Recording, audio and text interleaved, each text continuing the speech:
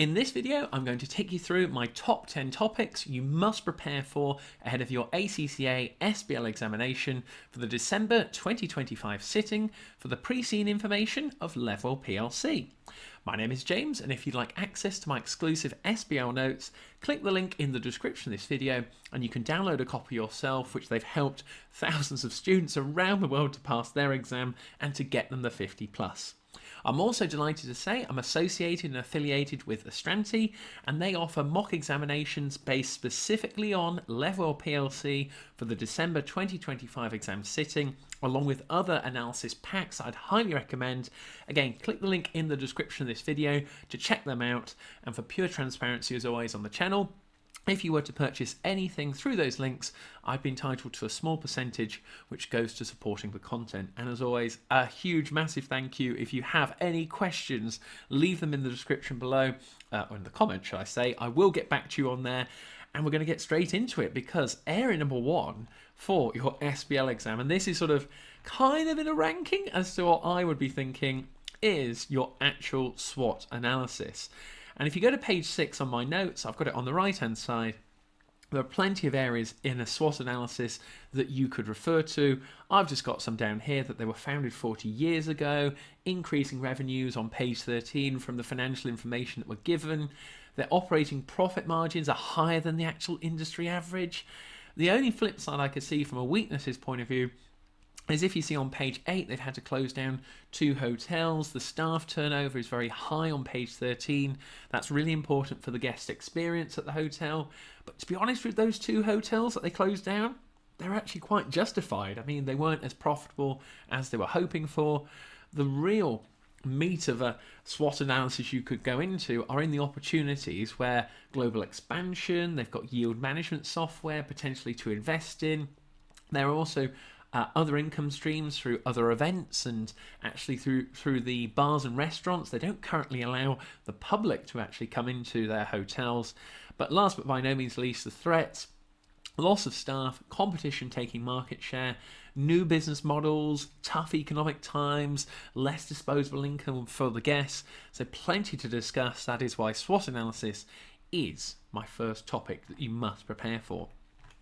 Number 2, we are coming to a pestle analysis now on page 1 of my notes. So you've got the political, economic, social, technological, environmental and legal factors. Now some of them have a lot more to talk about than others. I mean, politically, we're not really told much, but Estland appears to be pretty stable. There's no government intervention or too many, well, if any, political issues mentioned in the pre-scene. There are more economic factors on page 5 about the downturn, high interest rates, volatility in the global economy, less disposable income again for guests for you to talk about. From a social side, we're not told much again, but the key standout areas are on page 13 for the employee turnover being high. No trade unions were mentioned on there. And they also refer to, that's Levwell, in their value statement, the support to staff. So you're going, hang on, we support staff, however, the staff turnover is really high on there.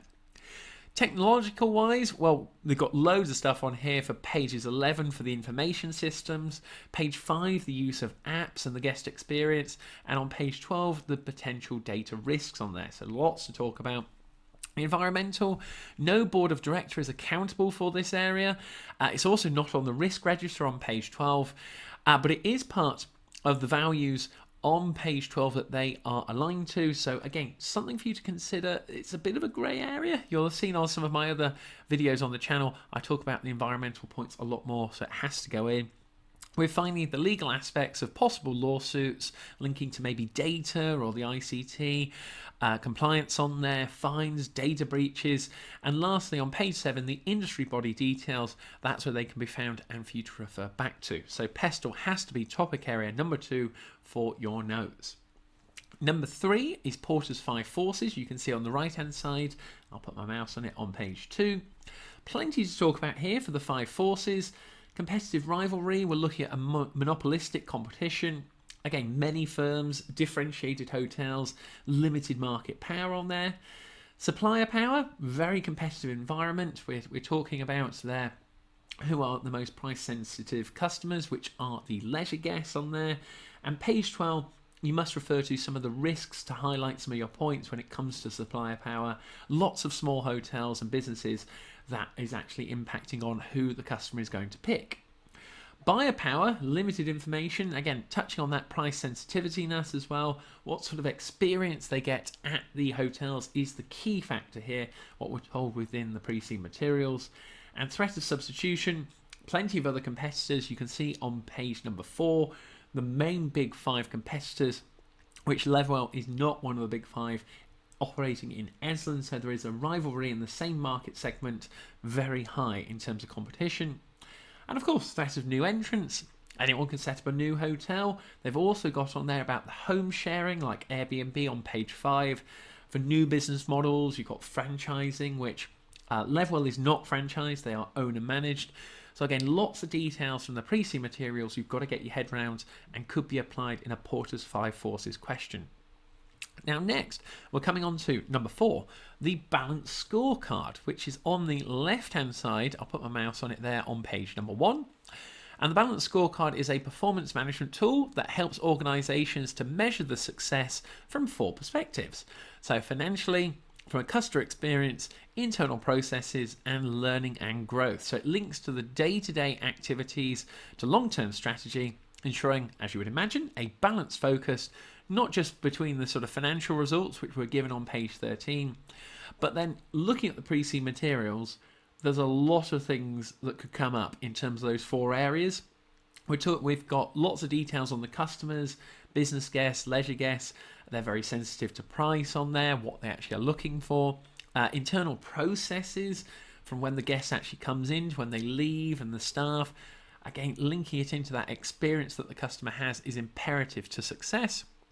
Learning and growth, you can refer to the actual values that were given later on. That's on page 12 on there. Again, room for improvement in terms of learning and growth, but we're told that the staff actually have training to actually improve the way that they operate. And financially, when we're looking at Levwell, they are having increases in revenue. The operating profit margin is higher than the actual industry standard. And I would say Levwell are doing pretty good on there. So lots to talk about from a balanced scorecard perspective.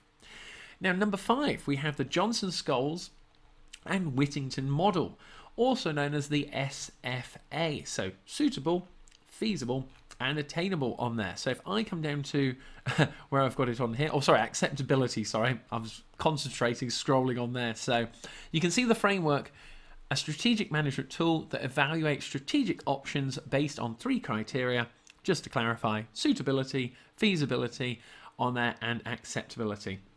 Different books have it down as like the SAF model on there. So just so you're aware, essentially it's whether a strategy aligns to the organisation's goals, is it practically achievable, considered by all the different stakeholders, and could it sort of really work on there? And I kind of look at it and go, they could ask about maybe changing the structure of the organisation, looking at the franchise model on there, maybe bringing in the board of directors as to these will be the people who are accountable for it.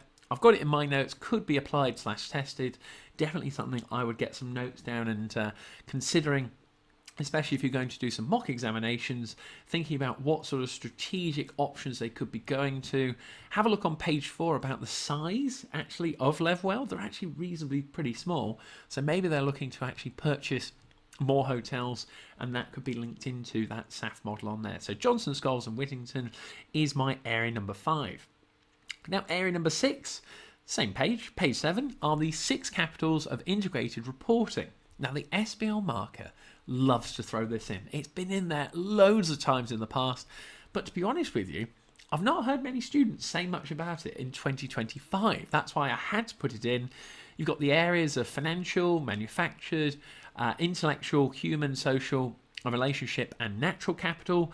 And these are all about the basis of an organisation's value creation and discussing the usefulness of this information to stakeholders. Well, we're given an absolute array of stakeholders on page 10 and 11 for you to refer to. We're given some areas of those 6 capitals, especially from a financial and social and human perspective on there. Again, I think there are others like pest and swat that are a bit more likely, but I couldn't not put it on the list in terms of the top 10 areas and topics that you need to be prepared for. So area number 6, the 6 capitals of integrated reporting, make sure you've got that down on your list. Now, area number 7 really is linked to page number 12 in the pre-C materials, and I'll put my mouse on it up at the top. And this is something called the TARA model on there, possibly could be tested, as it's all about risks. So it's a structured approach to managing risks and classifying those into 4 categories. So should we transfer the risk, avoid the risk, reduce the risk, or accept the risk? And as you can see on page 12, we're given a variety of principal risks summarised in a risk register: competition, pricing, reputation, people, technology, and data security. You can see on my notes, check them out. It also links into a variety of other different areas that you could refer back to in terms of the other organisations that are mentioned in the pre-C materials. We're also given further up in the notes just to take you up there. This is where I think it could overlap in terms of those industry challenges. You can see on the left-hand side. So that will be on pages 5 and 6. Along with looking at the other industry success factors, the yield management potential in terms of the software for them to integrate. So the TARA model, in allocating those risks and then providing some value in your analysis, applying the pre-C materials to say, right, from those different risks, shall we transfer it, shall we avoid it, reduce or accept? That's why it has to be in my list on there as a potential area that has to be included. Now, area number 8 is on page 12 of my notes on the right-hand side, and this is the POPIT model. Could possibly come up, and it's a framework that helps businesses analyse and improve their processes and structure. Why have I put that in? Well, you can see on page 11, we've got the information systems. Page 10, we're given the actual activities and processes on there from start to finish, involving a variety of different stakeholder groups. And as you can see from the POPIT model, people, organisation, processes, information, and technology. And I think to myself, gosh, there's everything in the pre-C materials that could link into that model. That's why it has to be down on there, number 8, POPIT model, and then come up with some points on each of those individual areas. You'll not find it hard to talk about each of those. But the key thing, if that model came up, there's a lot to talk about, but you have not got time in the exam to going back to the pre-C materials. I think it would be a really good one for the examiners to test, because it would show up a student who's really understood the pre-C materials versus someone who's maybe read it through once and they don't know all the particular details. So definitely POPIT model is my number 8 on there. Now, the next one on there is the Mendelow's matrix for you on there. So this is my area number 9. I've got it on page 13. So Mendelow's matrix could be tested because it always refers to stakeholder groups. And as you can see in the pre-C materials, I'll just bring you back up here. So we're told on page 11, we've got the employees on there, some suppliers they've talked about, information systems. They talk about the actual different variety of customers, whether they're leisure and business. So that's where, for Mendelow's matrix, you've got to work out for the different stakeholder groups, do you just need to keep them satisfied? Are they key players, minimal effort, or keep informed? And the balance there is working out, and you can check out the diagram in your core text, or if you'd like access to an SBL core text, I'll put some links down below as well for you to check those out, is it's all balanced on how much power the different stakeholder groups have versus their level of interest in the business. So, for example, the board of directors, high amount of power, high amount of level of interest. That's where we're then going to say they're key players on there, and they're in charge of sorting out the business moving forward, with everything from the KPIs to profitability to how the business is going to expand. So just an example there for Mendelow's matrix, number 9 has to go down on the list. Now, area, and last but by no means least, number 10, this is something that is definitely guaranteed to be on your exam, because the external examiner tells us they have to include it. And that is, first of all, the ACCA professional skills. I've put them down on page 1. Analysis, commercial acumen, communication, evaluation, and skepticism. There will be 20 professional skills marks on your exam. The 2 on there which students really fail to pick up on are commercial acumen and skepticism. Commercial acumen is referring to the industry, the type of product, in this case hotels, the different types of guests, so business and leisure, and being really specific about the names you're using. And that's why you'll see in my notes I've highlighted Esland on there, and if you look on page 4, those are the only areas that the company names of Beston, Travelwise, Vacon, Yelton and Halliot have been mentioned. Applying those in your answers on the exam day is going to get you to pick up on more marks. Skepticism will be on there as well, and the key word for you to get down is challenging. Posing a question to the marker, not taking it at face value, and that is definitely going to help you out on that. The other ones I had to get on record that we're told the Ethics and Professional Skills module actually improves the likelihood of an ACCA student passing this exam. So if you've done that, brilliant. If you haven't got time, don't worry. I've put the ACCA Code of Ethics on there. Integrity, objectivity, professional behaviour, professional competence and due care, and confidentiality. Now, it's not going to be a case of just simply just telling me what they are. It's applying them to the scenario and what we're given in terms of a requirement. It's very likely that some form of code of ethics and one area could be applied on there.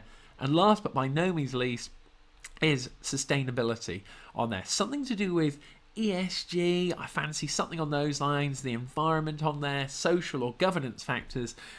The SBL marker loves to put it in, but that part there on page 5 is the only area really we're told about the environmental and sustainability areas, such as water consumption, energy, carbon emissions, and it impacting on if a guest is likely to book a hotel. It's becoming more and more prominent to why they will choose one hotel over another. And then it links into other areas like the KPIs. There is no KPI for anything relating to ESG or sustainability factors. And when you look at the board structure as well, we don't have any accountability on there for anything relating to sustainability. We're not told about anything about that in the pre-seen material. So make sure you get that down in your notes as the final topic, number 10 point of the professional skills marks, code of ethics, and some sustainability points, because it is very topical and they've written some new technical articles on it.